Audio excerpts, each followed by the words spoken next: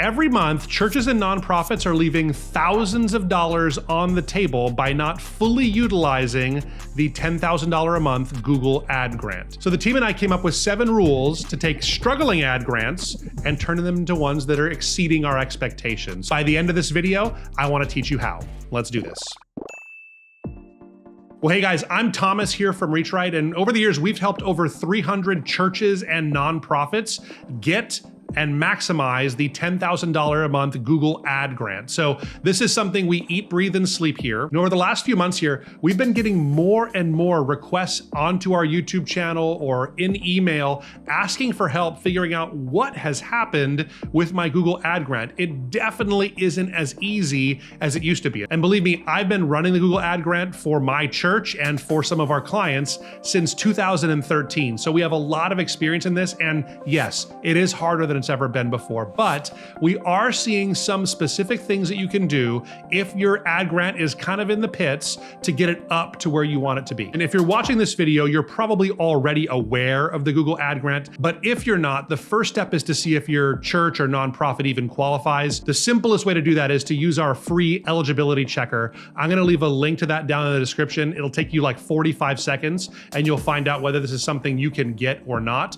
But if you do already have it, or you think you will get it, let's get into the rules so you can set it up for success. The first rule is don't ever spend a cent, even if it's Google's money, unless you have a goal. I see this all the time with churches and nonprofits that we just assume, well, it's free money. It's $10,000 a month. I can just spend it. I don't need to have a goal. As long as people get on my site, that's kind of a win. That did actually work a few years back, but now without really well-measured goals, and in our industry, we call those conversions, without conversions being measured properly, Google is going to give you almost no reach. A bad goal is have people make a donation. If you're looking to get involved with a nonprofit or a church, is the first step you're gonna make there making a donation to that organization?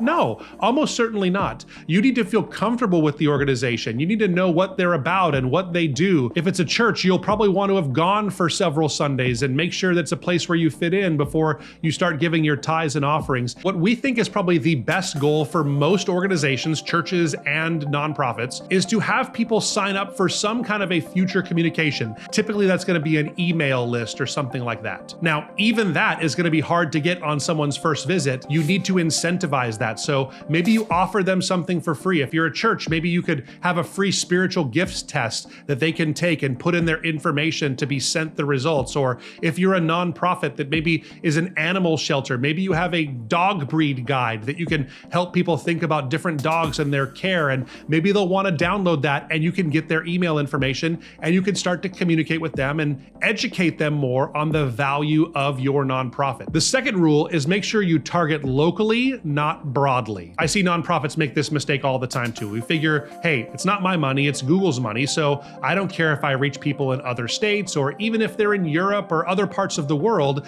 as long as our message gets out there, that's a win. And while I understand what you're thinking with that, I don't think it makes sense for the vast majority of churches and nonprofits. For churches specifically, 99.9% of us have a distinct local bent where we're primarily concerned with reaching the people in our community and impacting our communities where we live and where we do ministry. Now, do we want people on the other side of the country to hear messages that we've preached or the good news about Jesus? Yeah, I guess that makes sense, but a click is much more valuable in our backyard than it is in another part of the country. And if you're being really honest, wouldn't you rather someone that's 1,000 miles away from you get plugged into a church right there in their community? Or maybe you run a local nonprofit. In that circumstance, yeah, in most cases, it's going to be better if someone is there in your community. They can come to your events and they could be part of your actual mission. And so unless your nonprofit really warrants it, I would say target no more than about 50 miles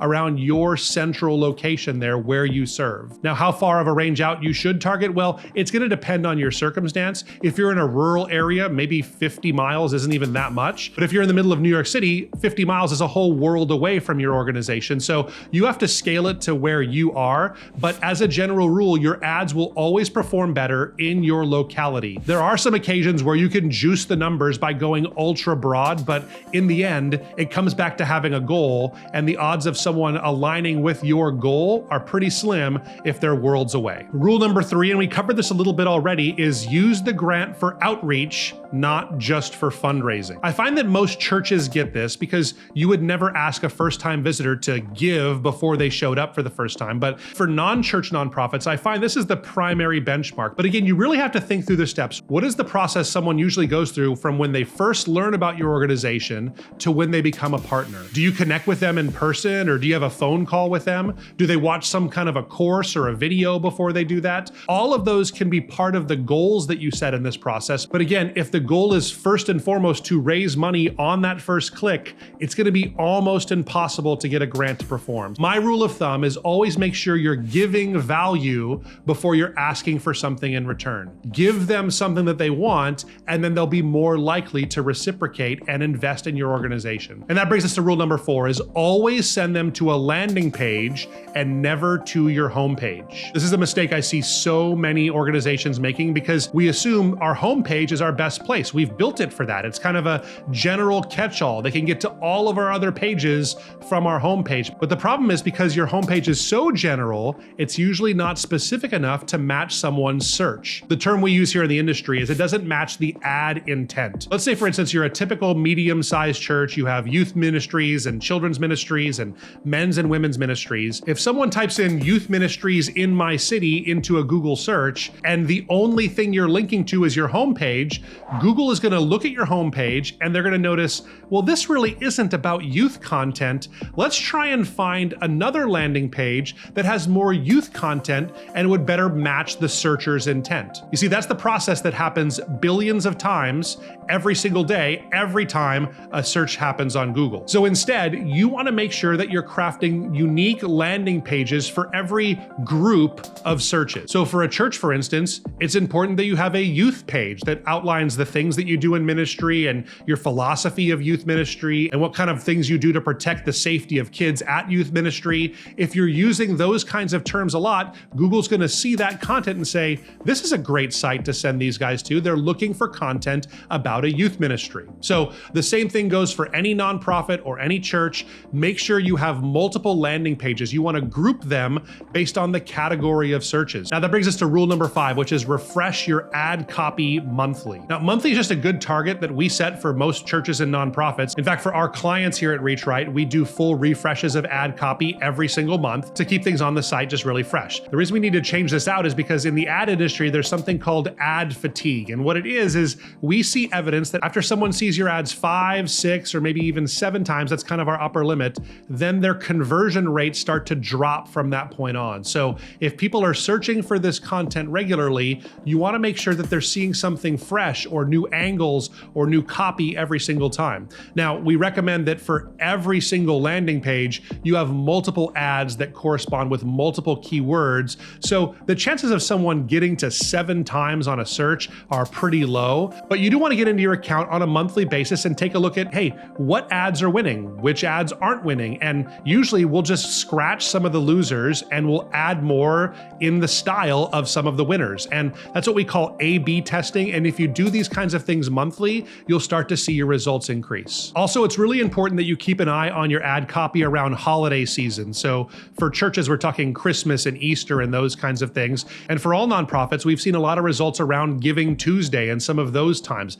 That's the one time where we have seen occasionally people making donations on their first search is right on that Giving Tuesday, because there are some matching funds out there that help people. So take a look at that and make sure you keep your ad copy fresh. And that brings us to rule number 6, which is track your conversions religiously. And I say religiously for a very specific reason. Just like you would go to church every week, you need to be looking at your conversions, I would recommend, on a weekly basis. Take a look and see which of our goals are being met and which ads are winning and which ads aren't. Get into your account and take a look at what is converting and what isn't. Which keywords are most likely to lead to people actually making decisions when they get onto your website. I think for most organizations, it makes sense to track multiple conversions. So for instance, maybe if you're you're a church, you have a plan your visit form where someone can say they're going to come on a Sunday morning. And you also have a email sign up, or I'd like more information about a certain service or ministry that you offer. Those kinds of conversions can work well together. And you want to be able to track which keywords that people are searching for are most likely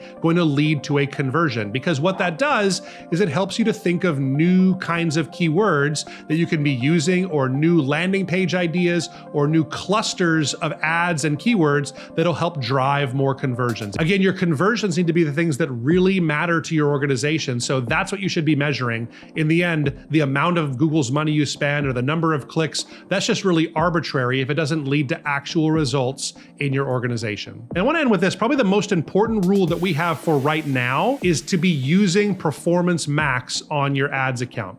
This is a totally new function that we've seen some of the best results with. It was just added to grant accounts in 2025, so it's relatively new, but we have seen it really move the needle on a lot of the grant accounts that we manage here at ReachRight. Well, it's really just Google's ad AI taking over and making a lot of the little nitpicky decisions about which ads are shown to which people. It used to be that you had to set up all of these things on your own, but now it can choose the right copy for you, the right headlines for you, the right audience for you, the right landing page for you. It can help you with all of these kinds of things. And if you get the right assets in there to help guide it along the way, we found that this can really help Google put their finger on the scale a little bit for you. I've seen some struggling accounts that were having a hard time even spending $600 or $700 a month, get a couple of thousand more dollars just by setting up Performance Max. So if you haven't done that already, I highly advise that you dig into it. It is a little bit complicated to get going, but it's actually in the long run easier than managing your ads on a month-to-month basis. If you would like help with any of these things, the team here at ReachRight would be happy to have a conversation to see how we can help your nonprofit or church organization. Like I said, we've helped hundreds, we have a provable track record, and I believe our team is the best in the world when it comes to managing the Google Ad Grant. So I'll leave a link to that down in the description if you want our team to come alongside and actually take over your Google Ad Grant for you and help you manage it. In the end, it's just kind of a calculation. In these videos, we don't hold any of our secret sauce back. In fact, I try my best to give you every single tip and trick that we're using right now here at ReachRight. But the fact of the matter is, it just takes time to manage the Google Ad Grant well. So if you think it would be of value to outsource that, we have all of our pricing and information right on our website. Do check that out. If you haven't already and this video was helpful to you, it would mean a lot to me if you would hit that subscribe button. And if you're a little bit more in the beginning phase, I actually have another video that you should be watching next. It actually breaks down exactly how we would set up and manage and really get the Google Ad Grant rolling. If you want to check that out, that's the next video for you.